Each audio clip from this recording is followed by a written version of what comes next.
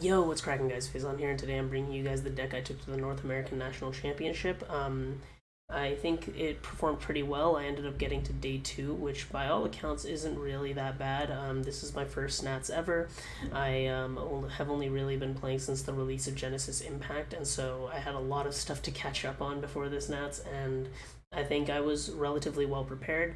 I took this deck up to top 30 rating on Dueling Book. I was practicing it a ton, and I think uh, at the end of the day, like, I can't be too mad considering it's the first Nats I've been to, but man, it was super, super frustrating to bubble out right at the tail end there.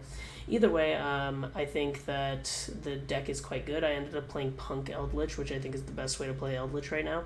The rationale behind it was I wanted to play Punk. I think Punk was just a really strong contender going into the event. It's just that I expected that everyone was going to be on Nibiru, and Punk really can't play through like Nib Gamma or Nib Imperm, which is like a big issue for the deck. Once you get Nib Imperm down in board, the game is just like over for you. And so I wanted a deck that could play through Nib Imperm if needed, and the Eldritch cards kind of give you that necessary grind. So yeah, let's go ahead and get into it.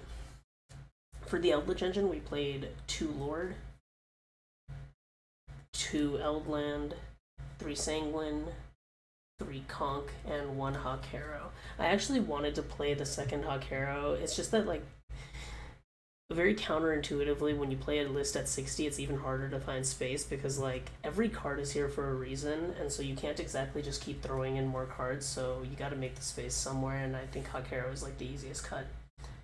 For the Punk engine, we played 3 2 Xiamen, 3 Foxy, 1 Ogre, 1 Deer Note. I know that Ogre is like a pretty controversial card, whether or not to run it in this version of the deck, though I really like it. I think that Ogre gives you the ability to set up your grave with a dark before going into Chaos Roller, which is really helpful in certain hands.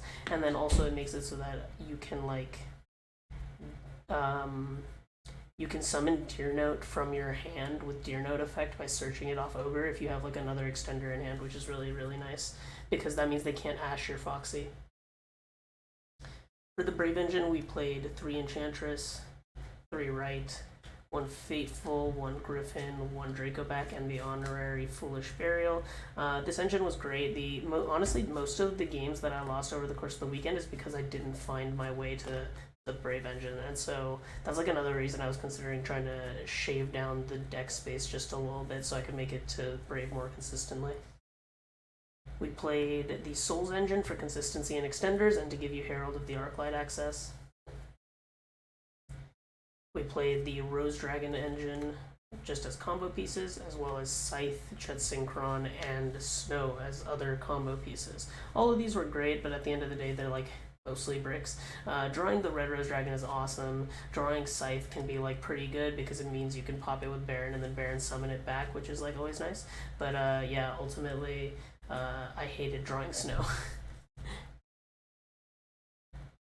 And the remainder of the deck is just like hand traps and going second cards. We played 3 Nib, 3 Ash, 2 Ogre, 3 Veiler, 3 Gamma and the Driver. We played 3 Droplet and 1 Called By. I noticed a lot of people weren't on Droplet for the event. I think that's like pretty fair. When you're playing like a hand trap strategy, I understand the logic of just trying to maximize on more hand traps rather than playing like a mix of hand traps and board breakers. It's just that I think that Droplet is much better than Imperm, and I wanted to have more spells or traps to be able to send off Eldlich because drawing Eldlich going second or a way to Eldlich going second would like force negates, and then you could like full combo from there. Moving on to our extra deck. For the Link one, I played Anima. I think it's just like better than Karibo because Link Karibo doesn't come up that often. But Anima, like in theory, could if you open Jet Synchron or like Souls. We played Halk Dagda, obviously broken combo enablers. We played Lina Dark to climb, the Celine, and the access code. One thing that I was considering making space for is the Nightmare Unicorn, but I found that I always had a way to Celine when I needed it because Snow does it, Lina and Dark both do it, Veiler or Magician's Souls all do it, so it's like I was never really struggling my way into rank 3s. For our synchros, we played Herald, TG Wonder Magician, Shooting Riser. I played the one Black Rose Moonlit Dragon. This card was like really underperforming for me for the weekend. I know some people really love it, but I would probably cut this for Unicorn or Chengying or Master Flare Hyperion or something. We played the one Chaos Ruler, the one Hot Red, one Baron, and Psychic and Punisher. This is another card that like I think a lot of people have strong opinions towards. Some people either really hate it or really like it. I personally love it. I won almost every time that I summoned this card. I think there was like one Marincess player who was able to out this card. But yeah, ultimately I think the card is nuts. For our side deck, we played 3 Droll for combo, 3 Ko for Despia, and then like just tons of back row hate. So 3 Evenly, 3 Twin, 1 Cyclone, 1 Reboot, and the 15th card was just a token collector to send in the Sword Soul matchup, which like came up a bunch because Riser send token collectors broken. But yeah, like I said, I think the deck is like very, very good. I am excited to keep playing like combo because I know I'm like mostly a control player, but I think this tournament went very well for me since this was like probably the first major event I've ever taken a combo deck to, and making day 2 at Nats is like, you know, it could be worse. I could complain more.